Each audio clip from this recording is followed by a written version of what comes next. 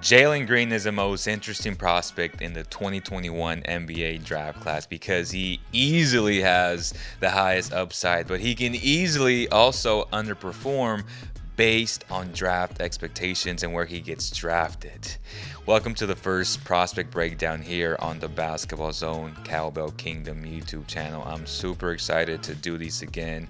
I know we didn't do them in 2019 for that class. We did a ton of them in 2018 and some of them in 2017. But I'm excited to do them all over again, obviously being a Kings fan and seeing where they can potentially get better at.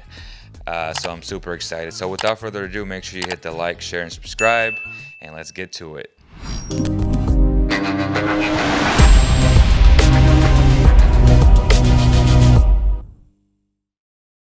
As I was saying about underperforming based on expectations of where he gets drafted, it's also going to depend on an abundance of variables that goes into a player maximizing his NBA career. I'll be honest, before his Ignite season, I wasn't very high on him, only because I saw him as an amazing athlete and really good finisher with a lot of hype, but not too much substance due to his inconsistent shot and lack of playmaking skills. As we've seen with other great athletic finishers in previous drafts who don't have NBA ready bodies, well, they don't play well early in their careers, and a lot of people love to throw out the label busts. Not saying that it'll happen to this kid, because again, I'm a lot more bullish on him than I was very early into the process. You also have to take into account that all I've heard for months now is that the top 5 guys in this draft are franchise changers, which I don't take lightly. So that definitely has something to do with my initial take on Jalen Green. But as I've sat down and watched more of his tape and gotten some intel on what his approach to the game is like, I've slowly come around and starting to buy into the hype of Green potentially being as good as his status was going into the G League Ignite. It's obvious how insanely of an athlete he is and how easily it will translate to the NBA. His dexterity on how he moves in the air is second to none. His first step is truly unfair and showed that he could play through contact with Team Ignite. It's not the NBA yet, but the level of athleticism he went up against was better than anything Cade Cunningham went up against in college. He's a great finisher, and that has to count for something when the NBA teams are evaluating him. Developing a consistent step-back jumper will be key for him as teams start to pack the paint, because we know he will be able to beat most guards off the dribble.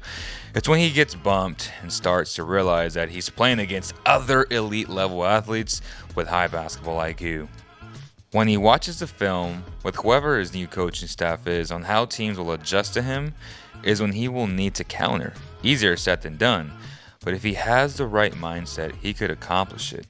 I'm very interested to see whichever teams drafts him, how they will use him in terms of being more on the ball or off.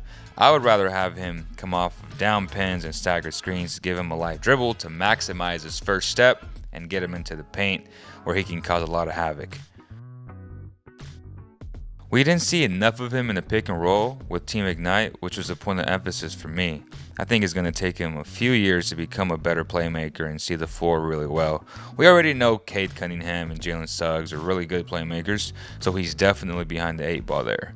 I also think as NBA teams rev up their ball pressure, he will be prone to too many turnovers. I believe it will be because of his lack of strength. He definitely needs to tighten up his handle and dribble a little bit lower.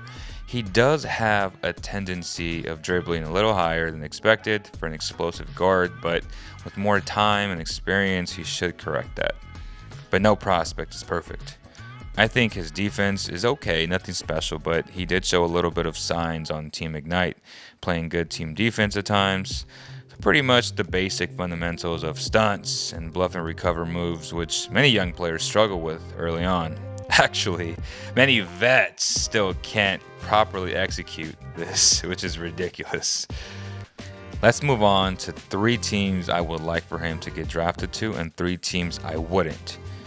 The Pistons, Oklahoma City Thunder, and Raptors would be really good spots for him. The Thunder and Raptors have proven programs of great development, while Detroit is improving, especially with hitting on 2 good players in Sadiq Bey and Isaiah Stewart in last year's draft. In terms of fit, SGA and Green would be fun to watch. Just imagine SGA's ability to get to the rim, how he plays at his own pace, how he gets everybody involved, the way he scores, and if you couple that with an explosive athlete like Jalen Green, that's going to be must-watch NBA basketball. Leo Van Vliet, it's a running joke here on the channel, but obviously it's Fred Van Vliet, and Jalen would be really nice as well, because we all know that Van Vliet is such a smart, crafty player who can score and play make for others. Just that idea of those two playing together would also be very fun to watch. And lastly, I do think Killian Hayes, who was a number 7 pick for Detroit last year, played very little because of injuries last season, could gel well with Jalen Green. I think he's a good playmaker, underrated playmaker, and both of them should, in theory, on paper at least, complement each other. Now let's move on to the 3 teams I wouldn't want him to get drafted to: the Rockets, Cavs, and Timberwolves, because Houston has John Wall, who I don't see them getting rid of because of his massive contract. And then with KPJ being there and Kevin Porter, he's a stud as well, and I think he would alter some of Green's development for sure. The Cavs would have to trade one of their small guards to make it work. I don't know if they will, or if they have any plans of doing that. So until they do that, then I would see the Cavs as a good destination for Jalen Green. The Timberwolves have Anthony Edwards, who has a very similar game, and it just wouldn't make sense. But the good organization should always draft best player available. And if they do get a top 5 pick, and just say hypothetically Green is there at number 5 and they have the number 5 pick, I think you have to take him. From an asset perspective, you can't pass up on a talent like him. You just can't. Don't make that mistake. So in conclusion, I was very skeptical of Green's feel for the game. Hence, I still don't think it's great, but he showed me a lot on Team Ignite. His shot selection isn't the best, but Anthony Edwards wasn't either. His playmaking and defense are not great, but if that ever improves, watch out.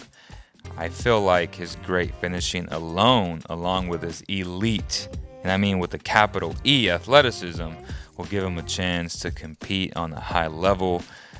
If he takes basketball serious, which I'm not saying he doesn't, there's no reason for him not to become a very good defender. He showed flashes with Team Ignite. It seems like he really wants to be the best player in this draft, which should make any organization excited, because a true competitive spirit is what will get you through a long NBA season and will make you want to strive for greatness. He's definitely a top 5 pick, but now it just depends on what team will select him. I just hope it's a team that gives him a chance to succeed. What do you guys think? Let me know in the comments below if you enjoyed this video. Please like, share, and subscribe, and share with all your NBA community. I'm super excited to do these again. I'll see you guys on the next one.